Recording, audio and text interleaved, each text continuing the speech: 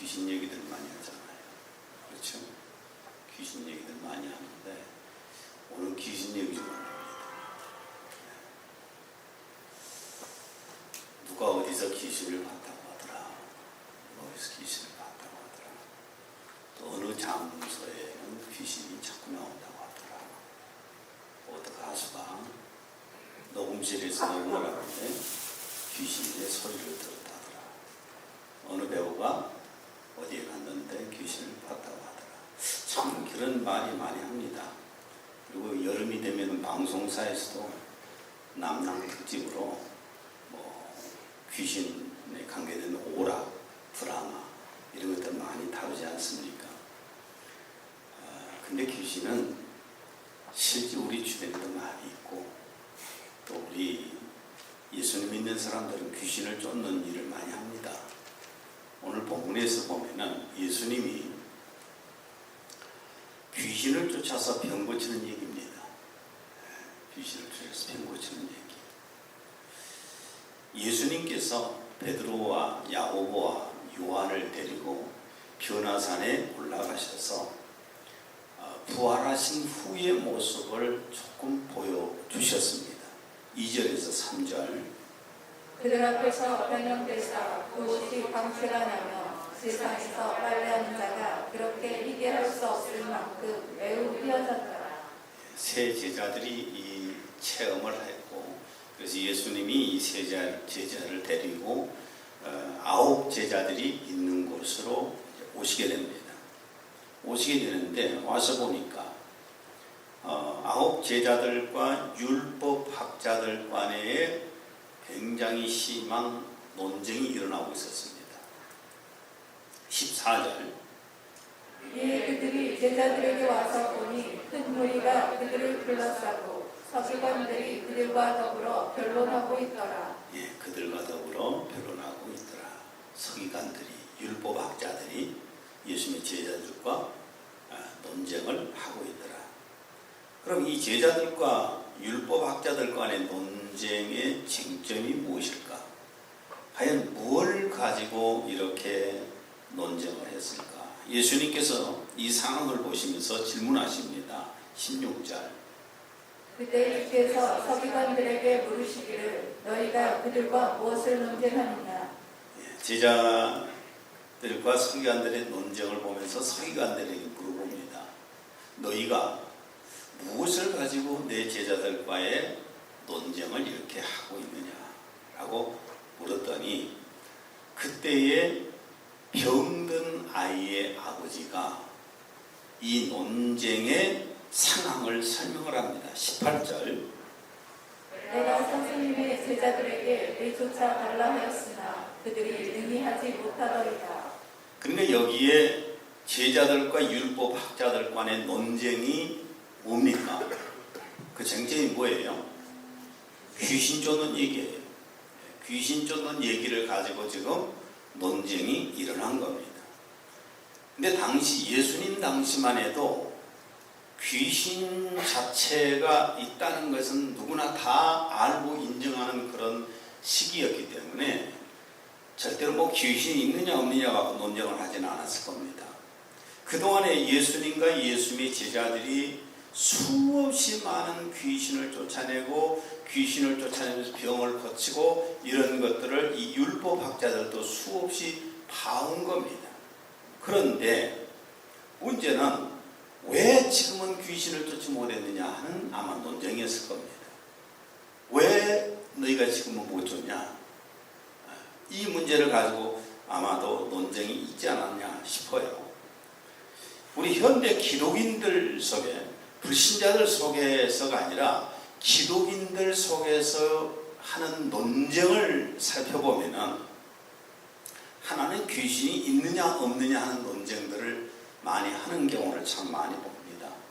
그런데 귀신이 없다라고 말하는 사람들은 조금 허장성세가 굉장히 강한 사람들 같아요. 허세가 강한 사람들이에요.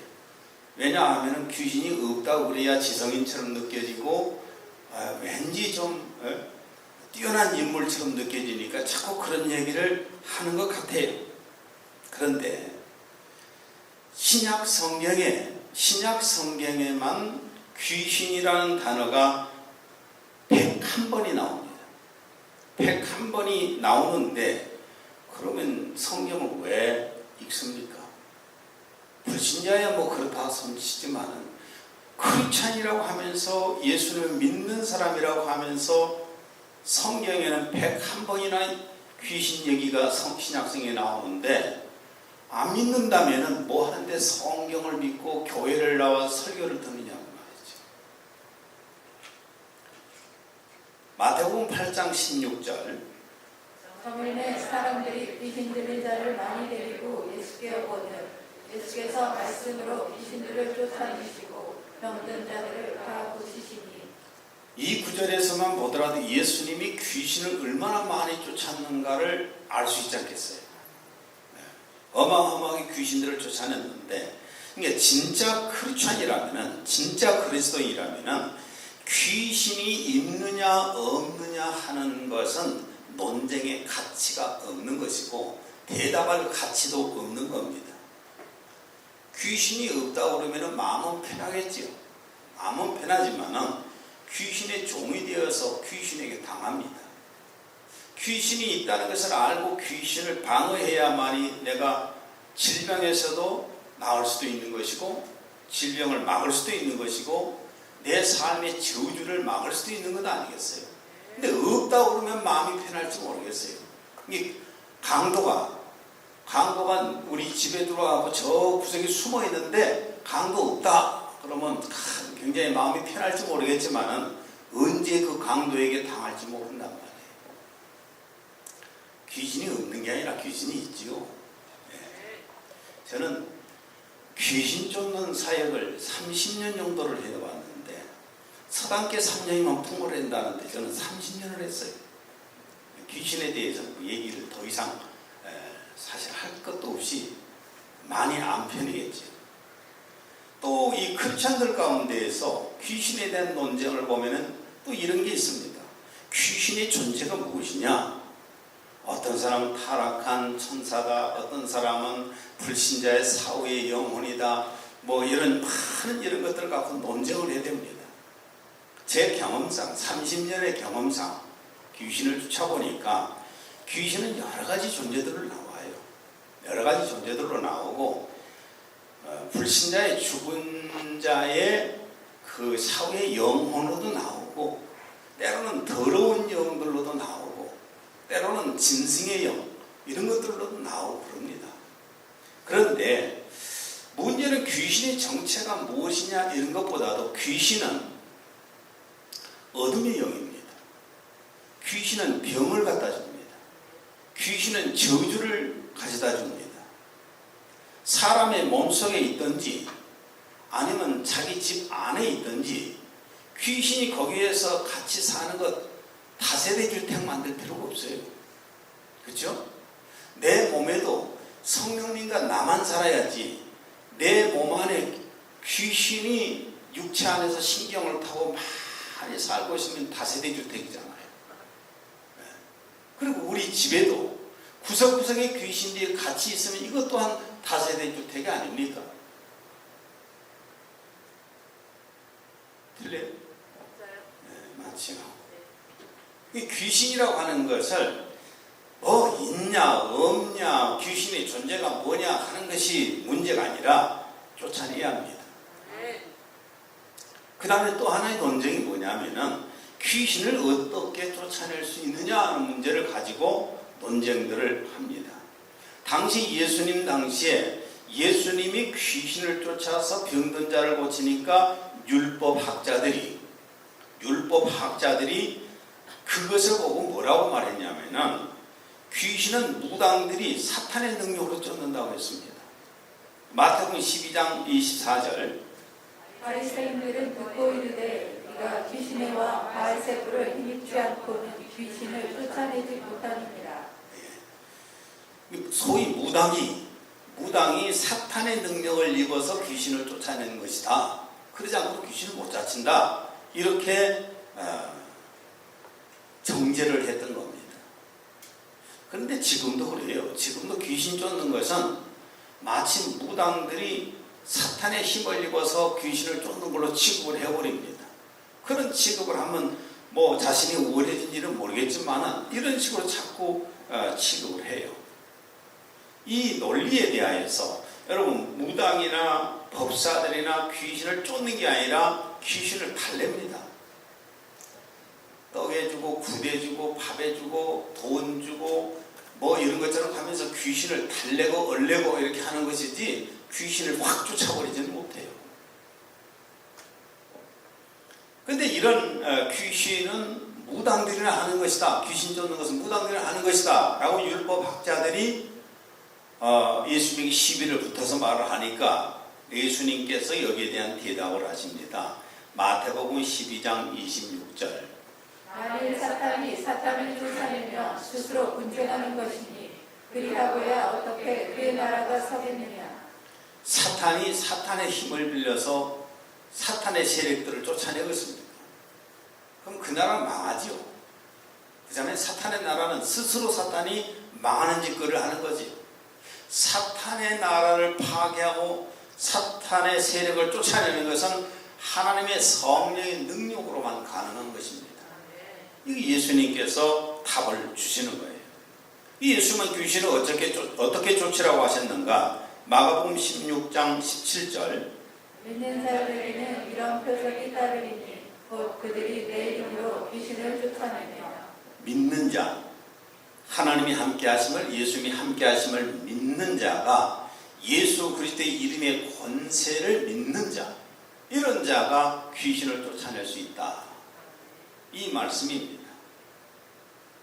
제자들과 곰곰이 생각해 봤는데 이 본문에서 지금 제자들과 율법학자들 간에 논쟁이 일어났잖아요. 귀신 문제를 가지고 지금 논쟁이 일어났는데 왜 논쟁이 일어났을까 생각을 좀 해봤는데요. 예수님의 제자들이 우리가 믿음이 부족하고 능력이 약해서 무능력해서 귀신을 쫓는 일에 실패했습니다 하면 끝납니다. 그건 무슨 논쟁이 되겠어요. 실패했다는데 인정을 한다는데. 그런데 문제는 귀신 쫓지 못한 것에 대해서 합리적인 이유를 계속 드러내고 하니까 학자들이 가만히 있겠습니까? 그게 논쟁이 붙은 거예요. 여러분 내가 하지 못한 것을 자꾸만 변명을 하려고 그러면 논쟁이 일어나잖아요. 그것은 거짓이라는 겁니다. 속임수가 되는 거예요. 오늘 솔직한 게 좋아요. 한 척 하게 되면 합리적인 이유를 자꾸 끌어다가 만듭니다. 그래서 논쟁이 일어난 것 같아요. 이 본문의 아이는 어떤 환자였을까? 25절. 그 더러운 귀신을 꾸짖어 이르시되 말 못하고 못 듣는 귀신아. 어떤 환자인가요? 귀신에게 사로잡혀서 말도 못하고 못 듣는 귀신입니다. 이게 벙어리가 되고 기머거리가 되고 이런 귀신이 들려서 이런 자입니다. 예수님은 여러 번 귀신을 쫓아서 눈도 고쳐주시고 귀신을 쫓아서 기머거리도 고쳐주시고 벙어리도 고쳐주시고 한 사건이 참 많습니다. 성경에. 뭐 시간상 그걸 다 같이 읽어볼 수는 없겠지만은 마태복음 12장 22절입니다. 그때 귀신 들려 눈 멀고 말 못하는 사람을 데리고 왔거늘 예수께서 고쳐주시매 그 말 못하는 사람이 말하며 보게 된지라. 귀신을 쫓아서 소경을 고쳐주시기도 하고 귀머거리를 고쳐주시기도 하고 또 벙어리를 고쳐주시기도 하고. 이 귀신이 들어와서 잡고 있으면 귀신만 쫓겨나가면은 이게 다 열리는 겁니다. 또 하나는 이 아이는 간질병까지 앓고 있었습니다. 18절. 귀신이 어디서든지 그를 잡으면 거꾸러져 거품을 흘리며 이를 갈며 그리고 화려해지는지라. 귀신이 어디서든지 그를 잡으면 거꾸러지고 거품을 흘리고 이를 갈며 그리고 파리해지는지라. 마태복음 17장 15절. 그가 간질로 심히 고생하여 자주 그래도 넘어지며 그래도 넘어지는지라. 예, 마태는 같은 사건인데 넘어질 때 자꾸 불에도 넘어지고 물에도 넘어져서 죽을 뻔한 적이 여러 번이라는 겁니다. 간질이 발작하면은 이런 현상들이 나타나는 거예요. 근데 뭐 이제 젊은 사람들이야 요즘은 간질한 자리 다 병원에 가고 입원해 버리니까 뭐 못 보지만은 우리 초등학교 때만 해도 이 간질하는 환자를 많이 봤습니다. 길거리에서 우리 마을에도 한 사람이 있어서 그분이 그냥 길거리에서 이렇게 쓰러져 있는 모습 보면 얼마나 가슴이 아팠어요. 어렸을 때도 저는 보고 정말 막 가슴이 아팠거든요. 버럭 내놓고 눈은 막 까디지고 경련을 막 일으키면서 쓰러져 있는 모습, 또 사람들이 이렇게 보고 있고 얼마나 그 가슴 아픈 일이었어요. 이 장면을 어렸을 때 많이 봤는데 아마도 조금 연세가 되신 분들은 보지 않았을까 싶어요. 현대의학에서는 이 간질을 뇌질환으로 뇌전증이라고 합니다. 뇌전증이라고 하는데 뇌신경세포가 일시적으로 이상을 일으켜 과도한 흥분 상태를 유발하는 것이라고 합니다. 그 결과로 의식을 잃고 발작을 하고 이상행동을 하게 하는 뇌 기능의 일시적 마비 증상이다. 이렇게 말했습니다.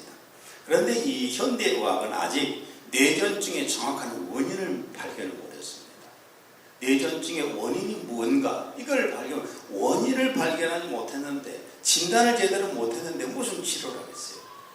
그러니까 치료가 안 됩니다. 치료가 안 되기 때문에 약물로 조절을 한다고 합니다. 뭐 때로는 수술을 하지만 수술해도 역시 마찬가지로 또 나중에 발작을 하게 되고 그런다고 해요. 기먹으리이며 또 벙어리고 거기다가 간질을 하여서 아무데서나 발작해서 쓰러지고 물속에 쓰러졌다 뭐 불속에 쓰러졌다 하면서 이 자식이 죽어가는 이 모습을 볼 때 이 부모의 심정은 어땠을까? 너무나무 가슴 아팠겠어요. 그래서 어떤 희망의 끈을 잡으려고 애를 쓰는데 그 중에서 예수님 얘기를 들어서 예수님을 찾아온 겁니다. 마지막 희망이겠죠. 예수님을 찾아와서 예수님께 고침받으려고 하는데 마치 예수님이 안 계시는 거예요. 변화산에 제자들 3명 데리고 올라가시고 9 제자들만 거기 있어서 그 9 제자들에게 병을 좀 고쳐주시오. 그랬더니만 이 제자들은 귀신을 쫓지를 못했습니다. 누가복음 9장 40절. 당신은 제자들에게 내쫓아 주기를 구하였으나 그들이 능히 못하더이다. 그들이 능히 쫓지를 못합니다. 참 이 장면에서 제자들도 괴로웠겠어요. 귀신을 쫓으려고 9명이 응급부터서 그렇게 몸부림쳤는데 귀신이 안 나가시니 사도행전을 보면은 그 바울 사도 흉내를 낸다고 귀신 쫓다가 귀신한테 얻어 터지고 이랬던 것도 보잖아요. 성경에 있고 예전에 뭐 어떤 목사님 귀신이 발작하니까 막 놀래가지고 어떻게 해야 될지를 모르고 부목사를 보냈는데 부목사가 귀신한테 얻어 터져갖고 하고 자기가 안 가기를 얼마나 잘했는지 모르겠다. 이게 얼마나 불쌍한 일이에요. 나 이 제자들의 심정이 충분히 이해가 돼요. 제자들이 귀신 쫓는 것에 실패를 놓고 뭐 변명을 여러 가지로 했지만은 정확하게 예수님이 실패의 원인을 밝혀주십니다. 19절.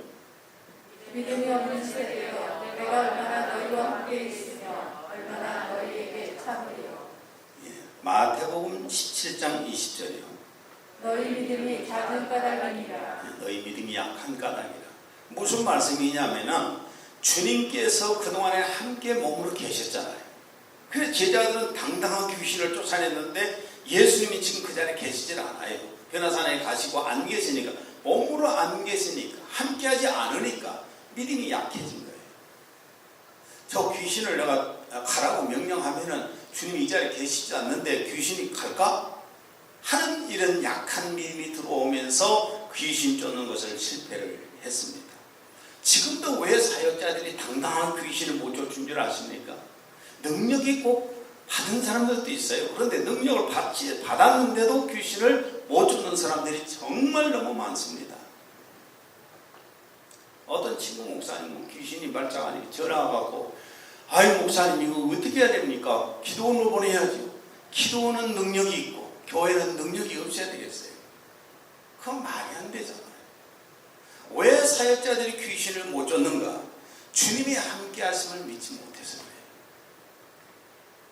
주님이 지금 현장에 영으로 나와 함께 하신다는 사실을 믿어야 당당해지잖아요. 담대해지잖아요. 그게 없으니까 흔들리는 겁니다. 마가복음 16장 17절 다시 한번 읽습니다. 믿는 자들에게는 이런 표적이 따르리니 곧 그들이 내 이름으로 귀신을 쫓아내며. 주님이 지금 나와 함께 하신다면 귀신 나오라니까 뭘 겁날 게 있겠어요. 그렇죠? 어마어마한 권능에 계신 분이 나와 함께 하신다면 그까지 그 귀신들 군대 귀신이든 뭐든 간에 이거 그냥 단번에 쫓아낼 수 있지 않겠어요? 이 믿음이 없으니까 주님이 나와 함께 하신다는 믿음이 흔들리니까 귀신 쫓는 사역에 실패했던 겁니다. 그 다음에 두 번째는 성령의 권능을 받지 못해서 귀신 쫓는 사역에 실패를 합니다. 28절에서 29절. 집에 들어가시매 제자들이 조용히 묻자오되 우리는 어찌하여 능히 그 귀신을 쫓아내지 못하였나이까. 이르시되 기도 외에 다른 것으로는 이런 종류가 나갈 수 없느니라. 제자들이 그것도 창피한 줄 알아서 사람들 앞에서 묻지도 못하고 조용하게 주님이 계실 때 혼자 와서 주님에게 묻습니다. 주님은 왜 우리가 못 쫓았습니까? 원인이 뭡니까? 라고 했을 때 주님이 하시는 말씀이에요. 이런 것은 기도 아니면 못 쫓습니다. 무슨 말씀이냐면은 하나님의 성령의 권능을 네가 받지 않으면은 네 힘으로 귀신을 못 쫓는다는 말이죠. 마태복음 12장 28절. 내가 하나님의 성령을 힘입어 귀신을 쫓아내는 것이며 하나님의 나라가 이미 너희에게 임하였느니라. 내가 하나님의 성령을 힘입어 귀신을 쫓는 것이면, 여러분 귀신은 능력받지 않는 사람도 예수님 이름으로 당당하게 명령을 하면은 귀신들이 굉장히 두려워 떠옵니다. 그런데 그 자신이 없으니 믿음이 없으니까 그걸 못하는 거예요. 예를 들어서 경찰이요, 경찰증을 국가에서 받은 경찰이 옷을 제복을 입고 범죄 현장에 나타나면 범죄자들이 두려워 떠옵니다. 도망치려고 그래요. 그런데 이게 이제 막다른 골목에서 도망갈 곳이 없을 때에는 붙잖아요, 같이. 그럼 경찰이 무력을 사용할 수 있잖아요. 총도 가질 수 있고, 뭐 군봉도 가질 수도 있고, 또한 유도도 해야 되잖아요. 무술도 또 해야 되잖아요. 그런 것처럼 귀신을 쫓는 과정에서는 예수님께서 주신 예수 그리스도의 이름의 권세만 가지면은 그들이 떨기도 하지만은 때로는 대들기도 해요. 그러면 성령의 권능을 받은 사람들에게는 아예 귀신이 대들지도 못합니다. 이래서 두려워서 벌벌 떨어요. 저 같은 경우는 지금은 굉장히 귀신 쫓는데 너무 편한 게 이제 뭐 귀신의 세계에서 제가 알려질 만큼 알려지는 것 같아요. 그냥 가라고 명령만 하면 그냥 막 도망가고 그래요. 그런 경우 참 많이 경험을 합니다. 그래서 예수님께서는 3년 이상을 따라다니면서 예수님에게 배웠던 제자들, 신학 공부를 3년간 했던 이 제자들에게 주님이 부활 승천에 가시면서 뭐라고 말씀하셨냐면은 사도행전 1장 8절.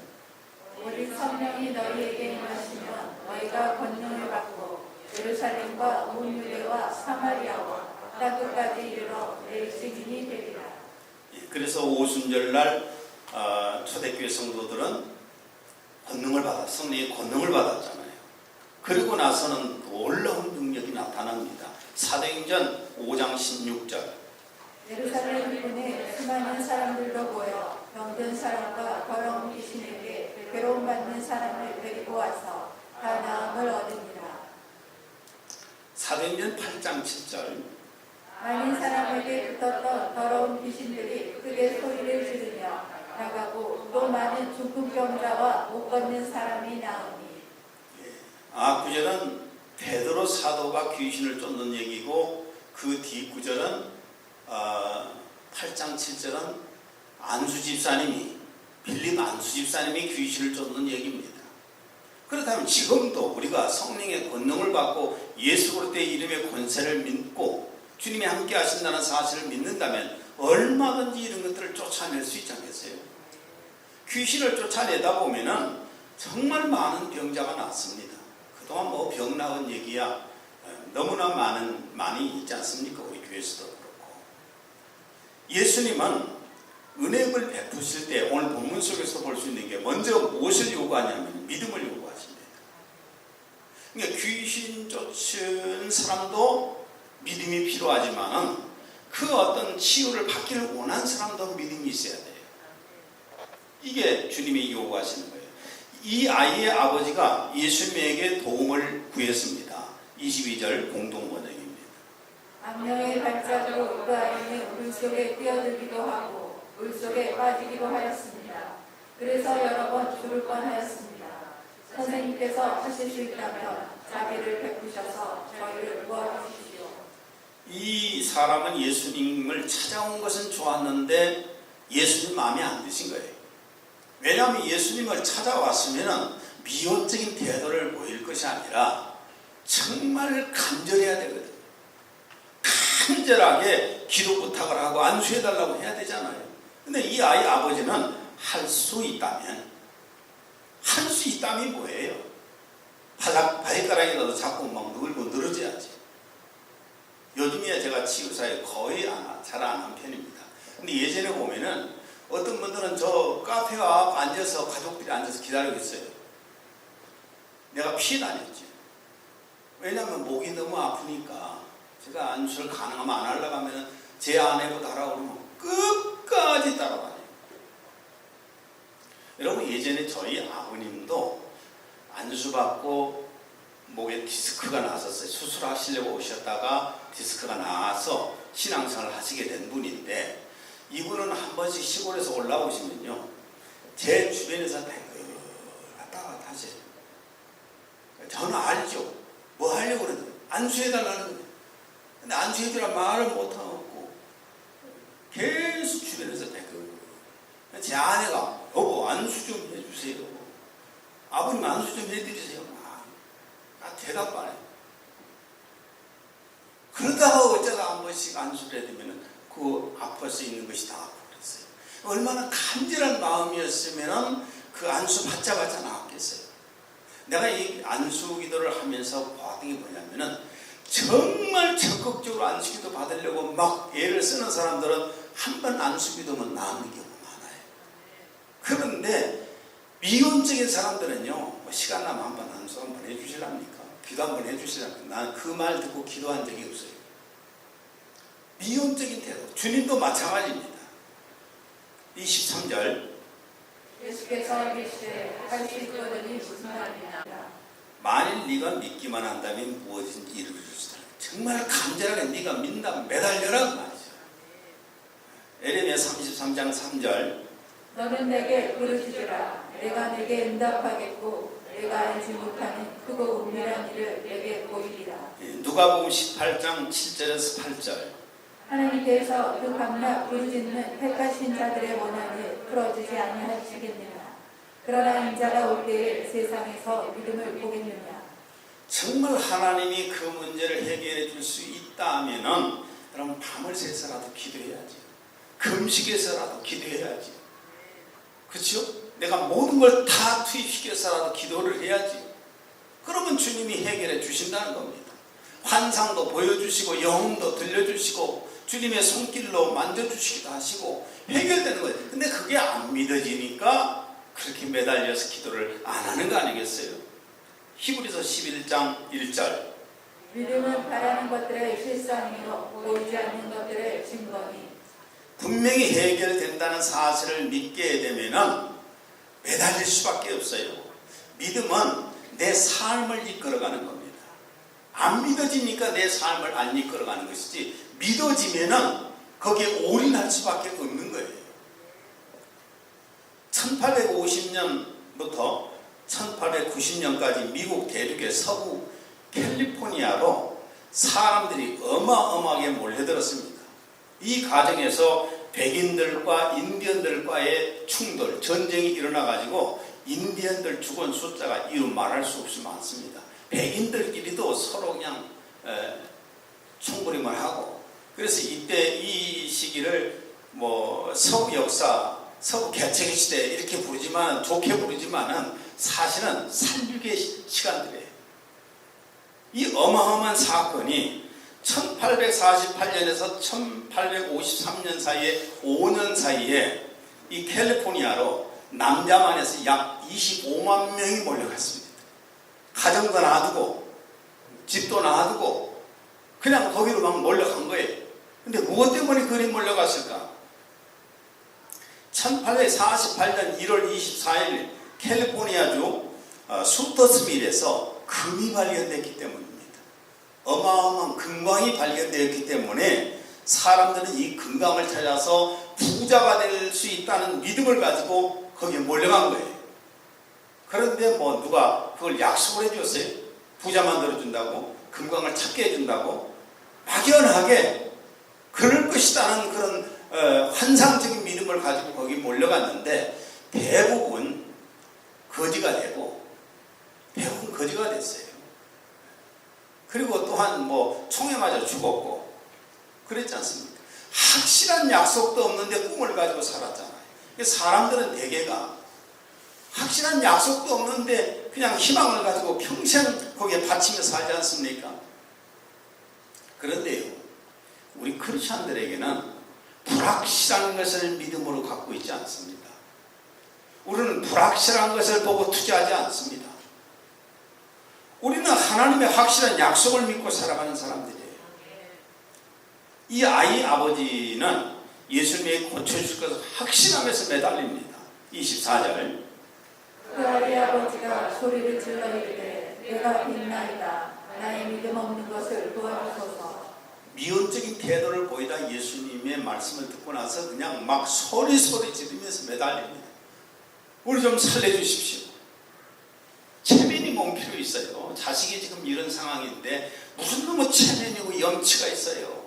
사회적 무슨 지위가 필요해요? 그럼 막 매달립니다. 예수님은 이런 간절한 믿음을 보시고 이 아이를 고쳐주셨습니다. 25절 27절. 예수께서 우리가 달려와 모이는 것을 보시고 그 더러운 귀신을 누비다 이르시되 말 못하고 못 듣는 귀신아 내가 네게 명하노니 그 아이에게서 나오고 다시 들어가지 말라 하시매 귀신이 소리 지르며 아이로 심히 경련을 일으키게 하게 나가니 그 아이가 죽은 것 같이 되어 많은 사람이 말하기를 죽었다 하나 예수께서 그 손을 잡아 일으키시니 이에 일어섭니다. 귀신이 쫓겨나가면 나타나는 현상은 여러분이 많이 보셔서 잘 아시잖아요. 잘 아시는데 저를 통해서도 간질병 환자가 나온 사람들이 몇 명이나 있습니다. 현실적으로 지금 안 나타나는 게 아니에요. 옛날 성경이나 기록된 이런 사건이 아니라 지금도 이 현장에서 주님이 함께 하시면서 고쳐주십니다. 지금도 믿음으로 간구할 때 예수님은 고쳐주시고 은혜를 베푸시는 거예요. 마태복음 9장 2절에 7절. 심상에 누운 중풍병자를 사람들이 데리고 오거늘 예수께서 그들의 믿음을 보시고 중풍병자에게 말씀하시되 일어나 내 침상을 가지고 집으로 가라 하시니 그가 일어나 집으로 돌아가거늘 그들의 믿음을 보시고 그러잖아요. 주님이 원하시는 것은 믿음을 요구하시는 거예요. 마태복음 9장 22절. 예수께서 돌이켜 그를 보시며 이르시되 따라 안심하라 내 믿음이 너를 구원하였다 하시니 여자가 그 즉시 구원을 받으니라. 12년간 혈류병으로 죽어가던 여인이 정말 그냥 비틀거리면서 기어나왔는지 모르겠지만 나와서 예수님의 옷가라도 손잡으려고 물으시잖아요. 그걸 보시면서 주님이 하시는 말씀이에요. 따라 안심해라 네 믿음이 너를 구원하였다. 고침받았죠. 마태복음 9장 29절. 예수께서 그들의 눈을 만지시며 이르시되 너희 믿음대로 되라. 소경이 눈을 고쳐달라고 악을 쓰면서 소리를 지르면서 막 오잖아요. 그 소경이 찾아올 때 얼마나 힘들었겠어요. 그때 주님이 하시는 말씀이 너희 믿음대로 되어라. 예수님은 그 사람의 믿음을 보시고 은혜를 베푸시는 거예요. 우리에게 믿음이라고 하는 것은 하나님의 은혜를 받는 손입니다. 손을 내밀어야 되잖아요. 그냥 입으로만 주세요 주세요 하고 있으면 어떻게 해요? 손을 벌려야죠. 이 믿음이라고, 믿음의 손을 펼쳐야 되는 거예요. 이게 내가 믿는 만큼 하나님은 역사해 주시는 거예요. 예수님은 마태복음 13장 비유에서 보면은 오직 믿음으로만 가질 수 있는 것을 가르쳐 주십니다. 마태복음 13장 44절에서 46절. 천국은 마치 밭에 감춘 보화와 같으니 사람이 이를 발견하며 숨겨두고 기뻐하며 돌아가서 자기의 소유를 다 팔아 그 밭을 사느니라. 또 천국은 마치 좋은 진주를 구하는 장사와 같으니 극히 값진 진주 하나를 발견하매 가서 자기의 소유를 다 팔아 그 진주를 사느니라. 어디 갔다니 여기 땅을, 이자지 땅을 매매합니다 라고 써서 붙여놨더라고요. 근데 거기에서 그 땅 속에가 다이아몬드가 어마어마하게 많이 들었다면 주인이 팔까요 안 팔까요? 그러면 주인이 모르는데 내가 그 다이아몬드 있다는 것을 안다면 어떡할까요? 내 전 재산을 다 털어서 아니면 빚이라도 내서 그 땅 사지 않겠어요? 그렇죠? 진주를 봤는데 이게 진짜가, 근데 저 사람은 지금 팔려고 하면서 자기가 진짜인지를 모르고 그냥 팔아요. 그러면 내가 진짜인 줄 알게 되면 전 재산을 틀어서라도 다 사지 않겠어요? 그렇죠? 이 말씀이에요. 천국을 정말 믿느냐고 말이죠. 천국을 정말 믿는다면 천국에다 네 자신을 올인해라는 말이에요. 인생을 올인해라, 이런 말씀입니다. 히브리서 11장 6절. 믿음이 없이는 하나님을 기쁘시게 하지 못하나니 하나님께 나아가는 자는 반드시 그가 계신 것과 또한 그가 자기를 찾는 자들에게 상 주시는 이심을 믿어야 할지니라. 하나님 앞에 나아가는 사람은 하나님이 살아계셔서 이 자리에 계신 것을 믿어야 됩니다. 그리고 내가 하나님 앞에 나아가서 간구할 때 하나님이 들으시고 거기에 대한 응답을 주신다는 사실을 믿어야 됩니다. 그리고 저 천국이 있다는 사실을 믿게 되면 내 삶 속에서 천국에다 올인할 수밖에 없는 것입니다. 이 믿음을 주님이 지금도 요구하고 계십니다. 저나 여러분이나 주님이 요구하시는 이 믿음이 더욱더 충만해져서 하나님께서 주시는 은혜를 누리기를 바랍니다. 기도합니다. 하나님 아버지, 오늘은 믿음으로 받는 그 특혜에 대해서, 그 은혜에 대해서 말씀을 나눴습니다. 저희들이 늘 믿음이 부족해서 하나님 앞에 간구하지 못하고 믿음이 없어서 하나님 앞에 우리 자신을 올인하지 못합니다. 오늘 우리의 믿음 없는 것을 용서해 주시고 성령으로 말미암아서 우리 마음 가운데 믿음을 더하여 주셔서 이 병든 아이의 아버지처럼 적극적인 그런 믿음이 되게 하여 주옵소서. 예수님 이름으로 기도했습니다.